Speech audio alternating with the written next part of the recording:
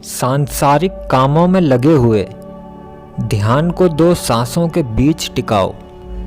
सांसों को भूल जाओ और उनके बीच में ध्यान को लगाओ। एक सांस भीतर आती है, इससे पहले कि वह लौट जाए उसे बाहर छोड़ा जाए, वहाँ एक अंतराल होता है। सांसारिक कामों में लगे हुए यह विधि निरंतर करने की है। इसलिए कहा गया है जो भी तुम कर रहे हो उसमें ध्यान को दो सांसों के बीच अंतराल में स्थिर रखो। जो वह अंतराल है जहाँ वह मुड़ रही है छोर, उसमें स्थिर करो। लेकिन काम काज में लगे हुए ही करना है इसे, काम काज करते वक्त, हर कुछ काम करते वक्त। और ठीक ऐसे ही एक दूसरी विधि की भी चर्चा करेंगे बाद में। अब इसे कामों में लगे हुए करना है, उससे अलग होकर इसे मत करो। और जो दूसरी विधि हम बात करेंगे बाद में, उसकी चर्चा हम उसी विधि में ही करेंगे। तो इस विधि को आपको कामों में लगे हुए ही करना है, उससे अलग होकर इसे मत करो। यह साधना तब ही करो जब तुम कुछ काम कर रहे हो। तुम खाना खा रहे हो, खाना खाते जाओ और अंतराल पर ध्यान रखो। तुम चल रहे हो, चलते जाओ और ध्यान को अंतराल पर टिकाओ। तुम सोने जा रहे हो, लेटो और नींद को आने दो, लेकिन तुम अंतराल के प्रति ध्यान पूर्वक रहो। पर काम काज में क्यों, काम काज करते हुए ही क्यों? क्योंकि काम काज मन को डावाडोल कर देता है। काम काज तुम्हारे ध्यान को बार बार भुला देता है। तो डावाडोल ना हो, अंतराल में स्थिर हो जाओ। काम काज भी ना रुके, चलता रहे, और तब तुम्हारे अस्तित्व के दो तल हो जाएंगे। एक होगा करनी और एक होगा होनी। अस्तित्व के दो तल आ गए, एक कारण का जगत और दूसरा होने का जगत। एक शरीर है और दूसरा केंद्र।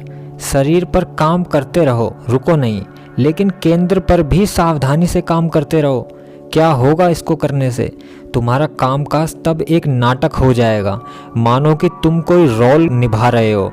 उदाहरण के लिए, तुम किसी नाटक में कोई पार्ट निभा रहे हो। तुम राम बने हो या रावण बने हो। यदि तुम राम या क्राइसिस या अभिनय करते हो तो भी तुम खुद बने रहते हो। केंद्र पर तुम जानते हो कि तुम कौन हो, और शरीर पर तुम राम या क्राइसिस। तुम्हारा कामकाज तब एक नाटक हो जाएगा, मानो कि तुम कोई रोल निभा रहे हो। उदाहरण के लिए, तुम किसी नाटक में रोल कर रहे हो। तुम राम बने हो या रावण बने हो। यदि तुम राम या रावण का अभिनय करते हो तो भी तुम खुद बने रहते हो। केंद्र पर तुम हो, तुम जानते हो कि तुम कौन हो, और शरीर पर तुम राम या रावण या किसी और का रोल भी निभाते हो तो तुम जानते हो कि तुम राम नहीं हो। राम का सिर्फ रोल निभा रहे हो।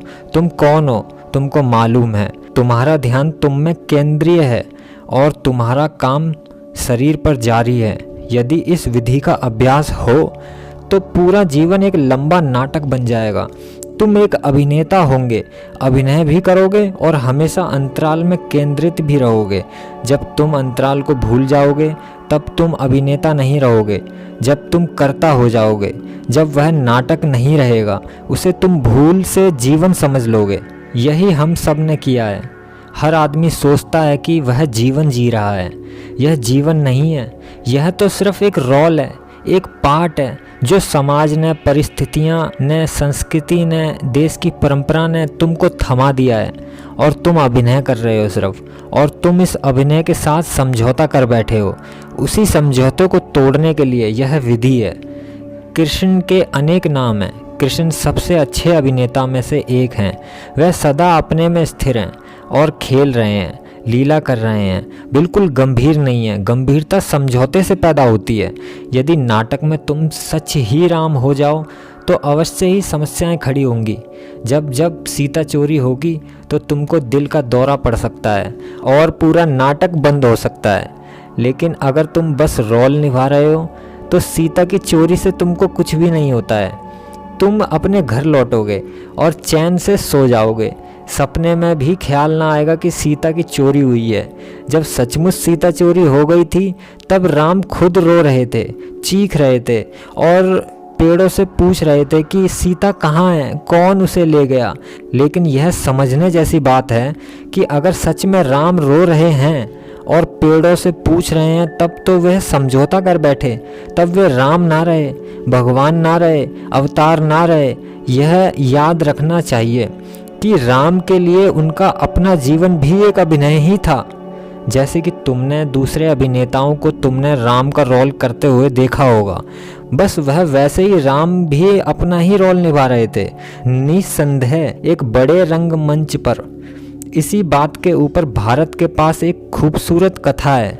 मेरी जानकारी में यह कहानी अद्भुत है। दुनिया के किसी हिस्से में ऐसी कथा नहीं मिलेगी। कहते हैं कि वाल्मीकि ने राम के जन्म से पहले ही रामायण लिख दी थी, तो राम को केवल उसका रोल करना था। इसलिए हकीकत में राम का पहला कृत्य भी अभिनय ही था।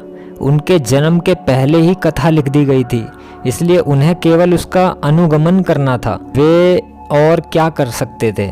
वाल्मीकि जैसा व्यक्ति जब कथा लिखता है तब राम को अनुगमन करना होगा। इसलिए एक तरह से सब कुछ नियम था। सीता की चोरी होनी थी और युद्ध को लड़ा जाना था। अब यदि तुमको राम का रोल करना है तो तुम कैसे बदल सकते हो? सब कुछ नियम है, यहाँ तक कि तुम्हारा संवाद, तुम्हारी बातचीत, डायलॉग भी। अगर यह तुम सीता से कुछ कहते हो तो वह किसी नियत वचन का दोहराना भर है। यदि जीवन नियत है तो तुम उसे बदल नहीं सकते। उदाहरण के लिए एक विशेष दिन को तुम्हारी मृत्यु होने वाली है, यह नियत है। और जब तुम मरोगे तब वे रो रहे होंगे, यह भी निश्चित है। और फलां फलां लोग तुम्हारे पास होंगे, यह भी तय है। और यदि सब कुछ नियत है, तय है, तब सब कुछ नाटक हो जाता है। यदि सब कुछ निश्चित है तो उसका अर्थ हुआ कि तुम केवल उसे अंजाम देने वाले हो। तुमको उसे जीना नहीं है, उसका रोल निभाना है। यह विधि तुमको एक पागलों का सा खेल लग सकती है या पागल जैसा एक खेल बना देती है। तुम 2 श्वासों के अंतराल में स्थिर हो और जीवन शरीर पर चल रहा है। यदि तुम्हारा ध्यान केंद्र पर है तो तुम्हारा ध्यान शरीर पर नहीं है।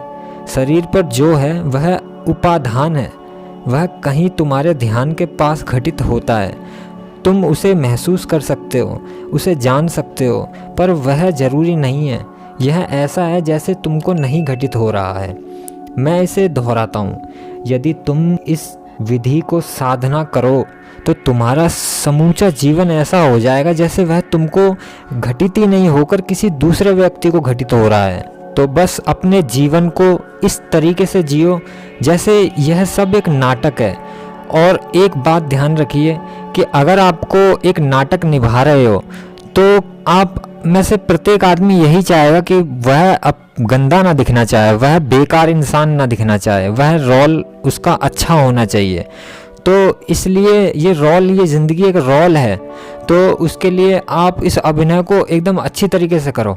मतलब अगर हमसे किसी ने कुछ बोला है तो हम इसको कुछ जवाब देंगे, तो एक रोल निभा रहे हैं हम, तो हम इसको किस तरीके से जवाब दें, उसको एक अच्छा जवाब दें कि उसको बहुत अच्छा लगे। तो कोशिश करें कि हम हर किसी को अच्छा ही जवाब दें, तो एक हमारा ये जो रोल है ये एक अच्छे की तरह चला जाएगा और चला नहीं जाएगा। हकीकत में